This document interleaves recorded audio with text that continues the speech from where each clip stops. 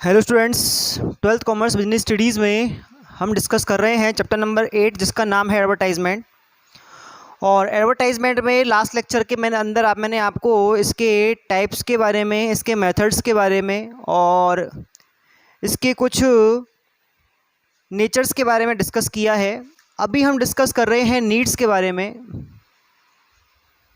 Need of advertisement. यानी कि इस लेक्चर में हम पढ़ेंगे कि विज्ञापन क्यों आवश्यक है किसी ऑर्गेनाइजेशन के लिए, वो विज्ञापन क्यों करता है। तो बात चल रही है हमारी विज्ञापन की आवश्यकता की। जैसा कि आपको बताया जा चुका है पहले भी कि किसी भी ऑर्गेनाइजेशन को अपने प्रोडक्ट्स के बारे में इंफॉर्मेशंस देने के लिए, उसको प्रमोट करने के लिए, उसके बारे में जानकारियाँ कम्युनिकेट करने के लिए कस्टमर के साथ एक आपको मेथड चाहिए होता है, एक वे चाहिए होता है। उसमें एक सबसे अच्छा जो वे है वो कौन सा है? एडवर्टाइजमेंट है। एक्चुअल में ये कम्युनिकेशन प्रोसेस है जो सोर्स जिसका जो सोर्स है वो कौन है? कंपनी है। यहाँ से जो इन्फॉर्मेशन है वो कहाँ जाएंगी? कंज्यूमर्स के पास जाएंगी और फिर कंज्यूमर्स जो हैं उन इन्फॉर्मेशन के हिसाब से क्या देंगे? अपना रेस्पॉन्स देंगे, अपना फीडबैक देंगे। यहाँ पर जो फीडबैक होगा, जो रेस्पॉन्स होगा, वो जो आपका सोर्स है यानी कि जो स्पॉन्सर है उसको डायरेक्टली नहीं मिलने वाला। उसका फिर जो फीडबैक या रेस्पॉन्स जो मिलेगा वो मार्केट में सेल के इंक्रीज होने से मिलेगा। यानी कि जब किसी एडवर्टाइज़र ने अपने प्रोडक्ट के बारे में इंफॉर्मेशन दी तो उस इंफॉर्मेशन से लोगों में अट्रैक्शन बढ़ा और लोग उसके प्रोडक्ट को बार बार परचेज़ कर रहे हैं। तो ये रेस्पॉन्स आ रहा है उसके एडवर्टाइजमेंट का, उसके कम्युनिकेशन का, जो उसने प्रोडक्ट के बारे में किया। फिलहाल हम डिस्कस करते हैं अकॉर्डिंग टू पॉइंट्स। तो नंबर फर्स्ट में हम पॉइंट पढ़ेंगे to inform about new production.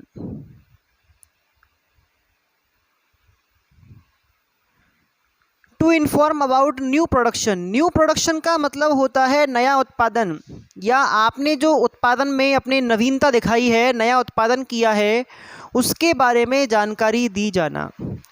देखो क्या होता है, किसी भी मार्केट में किसी भी ब्रांड को लेकर एक इमेज बनी होती है कस्टमर के दिमाग में, और उस प्रोडक्ट के बारे में कस्टमर पहले से ट्रस्ट रखता है कि हाँ ये प्रोडक्ट अच्छा है।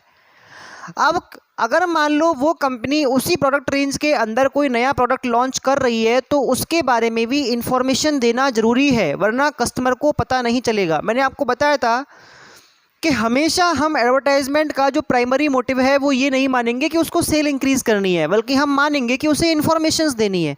तो यहाँ पे जैसे हम मान लो मार्केट के अंदर कोई कंपनी है, वो कंपनी पहले जिन प्रोडक्ट्स में काम कर रही थी उससे उस प्रोडक्ट रेंज को एक्सपेंड करके उसने उसमें 2 नए प्रोडक्ट्स और जोड़ दिए। भाई जैसे मान लो आदित्य बिरला ग्रुप है, वो पहले कपड़ों में ग्रेसिम वगैरह जो आपके रेडीमेड गारमेंट्स होते हैं, आपके टेक्सटाइल इंडस्ट्री है, उसके अंदर काम कर रहा है वो। अब उसने सीमेंट बनाना स्टार्ट कर दिया तो उसके बारे में उससे क्या करना पड़ेगा? एडवर्टाइजमेंट करना पड़ेगा। जिससे क्या होता है, जो आदित्य बिरला ग्रुप के जो प्रोस्पेक्टिव जो कस्टमर्स हैं वो सभी क्या करेंगे, उस प्रोडक्ट की जो क्वालिटी है उसको भी क्या करें? ट्रस्ट रखें उसके अंदर भी, और उस प्रोडक्ट को भी परचेज करें। तो यहाँ पे जो आपने आपके एडवर्टाइजमेंट की नीड रही, वो पहली नीड ये रही कि आप अपनी प्रोडक्ट रेंज के अंदर जो भी नए प्रोडक्ट ऐड करते हो उन सब के बारे में इंफॉर्मेशन उन कस्टमर्स को देने के लिए, जो आपके पहले से ब्रांड के कस्टमर हैं उनको देने के लिए एडवर्टाइजमेंट कैसा होता है? ज़रूरी होता है। क्लियर? नेक्स्ट हम बात करेंगे to inform about changes in product.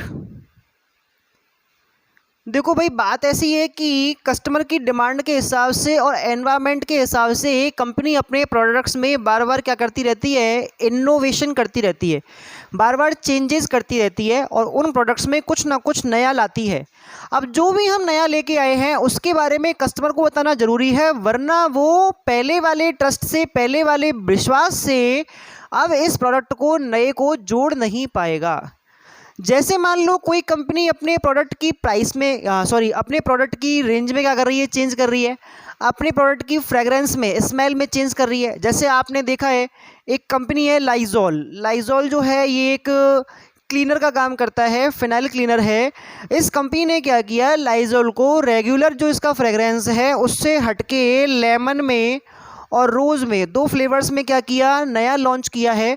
तो इन दोनों के बारे में इंफॉर्मेशन देना ज़रूरी है, वरना कस्टमर को इन नए फ्रेगरेंस के बारे में, कंपनी के नए इनोवेशन के बारे में पता ही नहीं चलेगा। या फिर मान लो एक कंपनी है, कंपनी का नाम है सर्फ एक्सल, और सर्फ एक्सल कंपनी जो है इसने क्या किया, अपने प्रोडक्ट का 10 रुपये वाला पाउच भी बना दिया। 10 रुपये वाला एक पाउच भी ये 100 ग्राम डिटर्जेंट पाउडर का बनाकर बेच रहे हैं। तो ऐसी कंडीशन में जो ऐसे कस्टमर हैं जिनकी परचेजिंग पावर कम है, जो कम पैसे खर्च कर सकते हैं इन चीज़ों पे, उनके लिए भी ये जो प्रोडक्ट है वो इजी अप्रोचेबल हो चुका है। तो इसके बारे में इंफॉर्मेशन देना ज़रूरी है, इसलिए हमको आवश्यकता है किसकी, एडवर्टाइजमेंट की। तो जब भी आप अपने प्रोडक्ट में कोई न्यू चेंज करते हो, कोई इनोवेशन करते हो, तो उसके लिए भी आपको ज़रूरत होती है कि उस इंफॉर्मेशन को आप एडवर्टाइजमेंट के थ्रू कस्टमर से कम्युनिकेट करें, उनको उसके बारे में समझाएं। क्लियर? नेक्स्ट हम डिस्कस करेंगे नंबर 3 पे। Number 3, search of new customers. देखो, सर्च ऑफ न्यू कस्टमर का मतलब होता है नए ग्राहकों की तलाश, नए ग्राहकों की तलाश।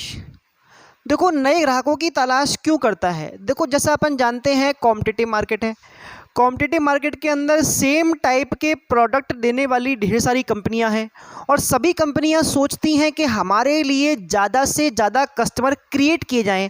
कस्टमर बनेंगे कैसे, कस्टमर पैदा कैसे होंगे? तो कस्टमर पैदा होते हैं उसी रेंज में से, उसी श्रृंखला में से जहां पर वो दूसरी कंपनियों के उत्पादों को भी पसंद कर रहे हैं। जैसे मैं एक चार्ट के थ्रू आपको समझाऊं, जैसे मान लो एक मार्केट है और इस मार्केट का नाम है इंडियन मार्केट, भारतीय बाज़ार, और भारतीय बाज़ार में जो हिस्सेदारी है वो कुछ इस तरह की है। अब यहाँ पता चला कि ये जो कंपनी है ये है हीरो कंपनी, और हीरो कंपनी ने सबसे ज़्यादा मार्केट में अपनी जो बाइक्स हैं उनको लोगों को दिया हुआ है, लोग उनकी बाइक्स को यूज़ कर रहे हैं। उससे थोड़ा कम टीवीएस का है, उससे थोड़ा कम महिंद्रा का है, उससे थोड़ा ज़्यादा बजाज कंपनी का है, और दूसरी जो अदर बाइक्स हैं उनका भी है। अब मार्केट तो इतना ही बड़ा है, लोग तो वही, टोटल कंज्यूमर्स की बात करें हम तो टोटल कंज्यूमर्स हैं आपके कितने, सपोज दैट 25 करोड़ जो आपके हैं वो बाइक यूजर्स हैं। अब 25 करोड़ में ही इन कंपनियों को क्या करने हैं, अपने कस्टमर्स बनाने हैं। अब अपने कस्टमर्स बनाने के लिए भाई, जैसे आज मान लो मैं टीवीएस कंपनी का बाइक यूज़ कर रहा हूँ, तब भी कंपनी मुझे बार बार हीरो कंपनी का, महिंद्रा कंपनी का, इन चीज़ों का एडवर्टाइजमेंट दिखाया जाएगा। मैं देखूंगा और हो सकता है मैं अपना डिसीजन चेंज करूं, मैं टीवीएस को स्किप करके क्या कर लूं, बजाज या महिंद्रा का बाइक परचेज कर लूं, तो मैं उस कंपनी के लिए एक कस्टमर बन जाऊंगा। समझ में आया नहीं है? तो अब जो कंपनी है वो क्या कर रही है, जो दूसरे प्रोडक्ट्स से जो सेटिस्फाई नहीं है कस्टमर, उन कस्टमर्स को अपने प्रोडक्ट्स की तरफ मूव करा रही है। और वो जो मूवमेंट है वो केवल और केवल हो सकता है उनको ऐसी इन्फॉर्मेशन देने से जिनसे उनको विश्वास हो कि फलाना प्रोडक्ट कैसा है, अच्छा है। तो ऐसी कंडीशन में हम ये मानते हैं कि इसके अंदर जो कस्टमर है उनको बनाने के लिए भी आप क्या करते हैं, बार बार एडवर्टाइजमेंट करते हैं, और ज़्यादा से ज़्यादा दूसरे प्रोडक्ट वाले कस्टमर्स को अपने प्रोडक्ट की तरफ क्या करते हैं, मूव करते हैं। तो इससे भी आपको एडवर्टाइजमेंट की ज़रूरत हो जाती है। नेक्स्ट है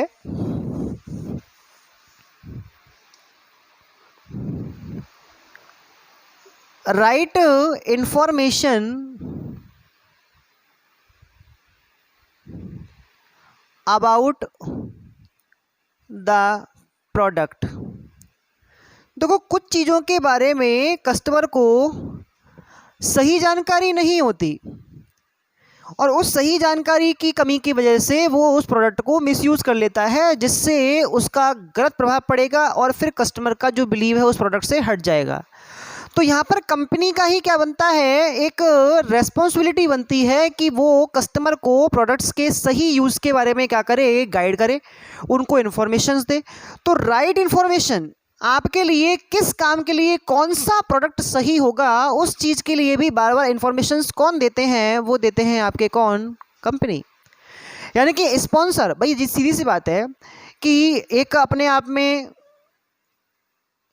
जो एडवर्टाइजमेंट है उस एडवर्टाइजमेंट को लेके एक जो इसके अगेंस्ट बोलने वाले जो थिंकर्स हैं वो ये बोलते हैं कि भाई जो एडवर्टाइजमेंट है उसमें क्या होता है, ढेर सारी कंपनियां सेम टाइप के प्रॉमिस कर रही हैं, तो कस्टमर्स जो होता है वो कंफ्यूज हो जाता है कि कौन सा यूज़ करे कौन सा ना करे। तो वास्तव में एडवर्टाइजमेंट कन्फ्यूजन क्रिएट करता है, ऐसी उसकी बुराई कर रहे हैं लोग। लेकिन जो उसके सपोर्टर है वो ये कहते हैं भाई ऐसा नहीं है, बल्कि ये तो फ़ायदे की बात है कि भाई देखो जो भी आपके एडवर्टाइजमेंट कर रहे हैं उन्होंने सेम टाइप के प्रोडक्ट्स के बारे में बताया, सेम टाइप के प्रॉमिस किए, तो यहाँ पर एक रेंज बन गई, यहाँ पर बहुत सारे ऑप्शंस हो गए, और जहाँ नंबर ऑफ ऑप्शंस ज़्यादा होते हैं वहाँ आपका जो सिलेक्शन होता है, जो आपका डिसीजन होता है वो कैसा होता है, बेस्ट होता है। तो वही चीज़ यहाँ पर है भाई। जैसे अपन बात करें, एक तो हो गया आपका डिटर्जेंट पाउडर, और डिटर्जेंट पाउडर जो कंपनी बना रही है वो कंपनी क्या कह रही है आपसे कि आपके कपड़ों को हम काफ़ी मुलायम रखते हैं, आपके कपड़ों को हम साफ़ रखते हैं, ये आपको प्रॉमिस कर रही है। और सभी कंपनियां कर रही हैं ऐसा प्रॉमिस। कोई भी डिटर्जेंट पाउडर बनाने वाली कंपनी ये नहीं कह रही कि हम आपके कपड़ों को गंदा छोड़ देते हैं या उनको ख़राब कर देते हैं, ऐसा नहीं कहती वो। तो पता चला लोगों ने क्या किया कि इसी में सारे कपड़े धोना स्टार्ट कर दिया, इसी में आपके कॉटन धुल रहे हैं, इसी में आपके नायलॉन के, इसी में आपके जो मिक्स थ्रेड के हैं वो सब धुल रहे हैं, इसी में आपके जो वूलन कपड़े हैं वो भी धुल रहे हैं। तो फिर एडवर्टाइज स्पॉन्सर को लगा ये तो गलत हो रहा है, इससे तो बल्कि हमारी कंपनी का जो ब्रांड है वो ख़राब हो जाएगा। तो उन्होंने कहा भाई रुको, ऐसा नहीं करना है आपको। जो वूलन कपड़े हैं उनके लिए हम अलग से एक शैम्पू लेके आए हैं बॉटल के अंदर, और उससे आप क्या कीजिए, वूलन कपड़ों को सेपरेटली अलग से धोइए डिटर्जेंट पाउडर से हटके। इससे क्या होता है, आपके वूलन कपड़े जो हैं वो ज़्यादा अच्छे मुलायम रहेंगे और लंबे समय तक चलेंगे, उनकी जो फिनिशिंग है वो बनी रहेगी। तो कुल मिला के ये चीज़ें अगर आपको बताई नहीं जाएंगी तो आप तो लगातार इसी चीज़ से सब कुछ करने वाले हो, जो कि गलत हो जाता। और जब आपके कपड़े, वूलन कपड़े इससे ख़राब होंगे तो आप उस प्रोडक्ट पे विश्वास करना छोड़ दोगे, बिलीव करना छोड़ दोगे। लेकिन कंपनी ने आपको बताया कि इसके लिए हम एक नई चीज़ लेके आए हैं, और ये इसके लिए है और ये इसके लिए है। जैसे आज एक पंगे टॉयलेट क्लीनर में हार्पिक चलता है, तो बाथरूम के लिए अलग हो गया, टॉयलेट के लिए अलग हो गया। तो वो चीज़ पता करना जरूरी है ना, वरना लोग तो सब जगह उसी को डाल देंगे ना। तो फिर से आपका जो प्रोडक्ट है वो आपको वो सेटिस्फेक्शन नहीं दे पाएगा हर काम में, जैसा कि वो आप एक्सपेक्ट कर रहे हो उससे। तो वही चीज़ यहाँ पर है। यहाँ पर जो कंपनी है वो एडवर्टाइजमेंट क्यों करना चाह रही है, उसकी नीड क्यों आई, क्योंकि कस्टमर के पास जानकारी नहीं है। वो हर प्रोडक्ट को अपने मन की तरह है, अपने जैसे ही क्या कर रहा है, यूज़ कर रहा है। लेकिन यहाँ पे ऐसा नहीं होगा। यहाँ पर राइट इन्फॉर्मेशन देकर हम प्रोडक्ट को सेपरेट जहाँ पर भी उनका यूज़ होना संभव है, जहाँ पर उनके अच्छे क्या मिलेंगे, रिजल्ट्स मिलेंगे, वहाँ पर उनको क्या कर सकते हैं, यहाँ पर यूज़ कर सकते हैं। क्लियर। नंबर 5 पे हम बात कर रहे हैं हेल्प टू मिडिल मैन।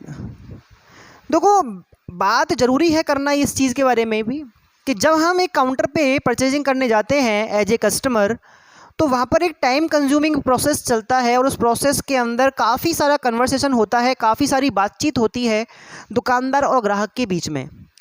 यहाँ पर इन सभी चीज़ों में हेल्प करता है एडवर्टाइजमेंट। एक्चुअल में मैन्युफैक्चरर एडवर्टाइजमेंट कर ही इसलिए रहा है ताकि उसके जो डीलर हैं, उसके जो मिडिल मैन हैं, उसके जो एजेंट्स हैं, उनसे ज़्यादा कन्वर्सेशन ना करना पड़े कस्टमर को। और इससे क्या होगा, दोनों को फ़ायदा होगा, दोनों की टाइम सेविंग हो रही है। तो यहाँ पे जो एडवर्टाइजमेंट है उसके थ्रू जो मैन्युफैक्चरर है वो कस्टमर, अपने जो डीलर्स हैं, अपने जो मिडिल मैन हैं, उनको हेल्प कर रहे हैं। उन्होंने क्या किया, एडवर्टाइजमेंट से सारी चीज़ें, सारी इन्फॉर्मेशन पहले ही दे दी, प्राइस के बारे में, क्वालिटी के बारे में, वेट के बारे में, उनके जो एक्सपायरी वगैरह है, इन प्रोडक्ट्स पे कितने दिन तो आप यूज़ कर सकते हो, उसके लिए आपको कौन कौन से वार्निंग, स्टैच्यूटरी वार्निंग वगैरह यूज़ करनी पड़ती हैं, उनको ध्यान रखना पड़ता है। इस चीज़ के बारे में पहले से आपको बता दिया जाता है। अच्छा, इतनी सारी जानकारी आपको पहले से ही पता चल जाएगी तो आप उस प्रोडक्ट के बारे में उस मिडिल मैन से, उस रिटेलर से, उस होलसेलर से ज़्यादा क्या नहीं करोगे, बातचीत नहीं करोगे। तो इससे टाइम सेविंग हो रही है, उनके जो एफर्ट्स हैं वो कम हो रहे हैं, किसके, मिडिल मैन के। तो यहाँ पर जो सेलर है उसको क्या मिल रहा है, फ़ायदा मिल रहा है। तो इसलिए उनको फ़ायदा पहुँचाने के, सेलर को फ़ायदा पहुँचाने के लिए भी आपको किसकी रिक्वायरमेंट होती है, किसकी नीड होती है, एडवर्टाइजमेंट की नीड होती है। क्लियर। एंड लास्ट हम डिस्कस करेंगे नंबर 6 पॉइंट के बारे में, to inform about changes in price. Yes, देखो कंपनी कभी नहीं चाहती कि कस्टमर को कोई दुकानदार लूटे। और यहाँ पे उसके लिए सबसे ज़रूरी है कि जब भी आपने अपने प्राइसेस में, देखो हमने चेंजेस को लेके अलग से पॉइंट पढ़ा हुआ है, लेकिन प्राइस चेंज अपने आप में एक बड़ा फैक्टर है और इसके बारे में जल्दी से जल्दी इन्फॉर्मेशन देना बहुत ज़्यादा ज़रूरी है, वरना जो कस्टमर है वो बेचारा लुट के आएगा कहीं ना कहीं किस दुकान पे जाके। तो यहाँ पे हम बात कर रहे हैं चेंजेस के बारे में, और वो भी प्राइसेस में। जब भी कंपनी अपने प्राइसेस में अप एंड डाउन करती है तो वहाँ पर जो कन्फ्लिक्ट हो सकता है सेलर के बीच में और कस्टमर के बीच में, उसको बचाने के लिए, उसको रोकने के लिए यहाँ पर पहले ही हम एडवर्टाइजमेंट क्या करते हैं, स्टार्ट करते हैं, ताकि उसके प्राइसेस, न्यू प्राइसेस के बारे में जानकारी मिल सके। जैसे अपन बात करते हैं कि ग्लूकॉन डी, ये ग्लूकॉन डी जो है कंपनी ने बनाया और इसकी जो प्राइस है 100 ग्राम वाले डब्बे की, वो सपोज दैट पहले 75 रुपीज़ थी। तो कंपनी इस बारे में बताएगी कि अब आपका ग्लूकॉन डी 75 की जगह 69 रुपये में मिलेगा। तो 69 रुपये में जो आपको मिल रहा है, इसका फ़ायदा सीधा कस्टमर को मिलना चाहिए, वरना जो दुकानदार है वो तो 75 ही लेगा। तो ऐसी कंडीशन में क्या हो रहा है कि यहाँ पे कस्टमर को कन्फ्यूजन से बचाने के लिए, हाँ, अगर ये प्राइसेस बढ़ते हैं तो वो बढ़े हुए को लेकर भी क्या करेंगे, आपको कम्युनिकेट करेंगे, ताकि आप दुकानदार से लड़े ना कि भाई आपने ज़्यादा पैसे क्यों लिए। तो ऐसी कंडीशन में क्या होता है, आपको प्रोडक्ट के बारे में इन्फॉर्मेशन देने के लिए, उनके प्राइसेस के बारे में इन्फॉर्मेशन देने के लिए, उनके चेंजेस के बारे में इन्फॉर्मेशन देने के लिए एडवर्टाइजमेंट की रिक्वायरमेंट होती है। क्लियर? तो इस तरह से आज के टॉपिक में आपने नीड ऑफ एडवर्टाइजमेंट के बारे में पढ़ा, जिसमें हमने 6 पॉइंट डिस्कस किए होंगे। आई होप आपको समझ में आए होंगे। फिर भी अगर कोई प्रॉब्लम आती है तो आप कमेंट बॉक्स में इसके बारे में पूछ सकते हैं। Thank you.